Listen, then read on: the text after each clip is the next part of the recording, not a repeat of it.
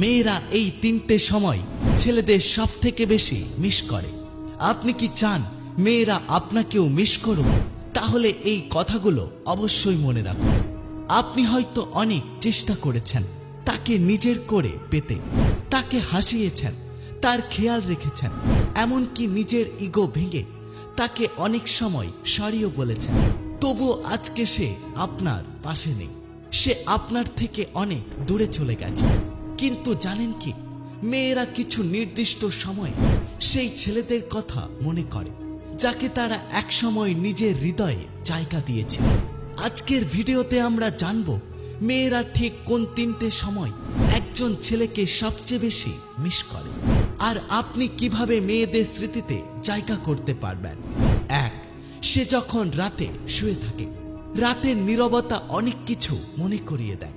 যখন সে রাতে একা বিছানায় শুয়ে, চারপাশে সব আলো নিভে গেছে, ফোনে নতুন কোনো মেসেজ নেই, তখন হঠাৎ করে মনে পড়ে যায় সেই মানুষটাকে, যে মানুষটার গুড মর্নিং মেসেজ দিয়ে প্রত্যেকটা দিন শুরু হতো, এবং যে মানুষটার গুড নাইট মেসেজ দিয়ে প্রতিটা দিনের শেষ হতো।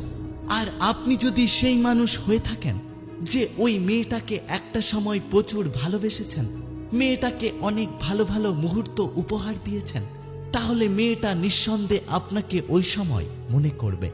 2. যখন সে পুরানো ছবি বা মেসেজ দেখতে পায়। হঠাৎ একদিন ফোন ঘাঁটতে ঘাঁটতে পুরনো স্ক্রিনশট মেসেজ বা সেলফি সামনে আসে, তখন সে নিজেকেই জিজ্ঞাসা করে, হঠাৎ করে কেন এমন হলো? সে তো আমাকে সত্যি ভালোবাসতো, তাহলে কেন আমি ওর থেকে দূরে সরে গেলাম? এই মুহূর্তগুলোতেই মেয়েরা আবার অনুভব করে আসলে কে তাদের আপনজন ছিল আর কে তাদের ব্যবহার করেছিল। 3. যখন সে আশেপাশে কাউকে ভালোবাসতে দেখে।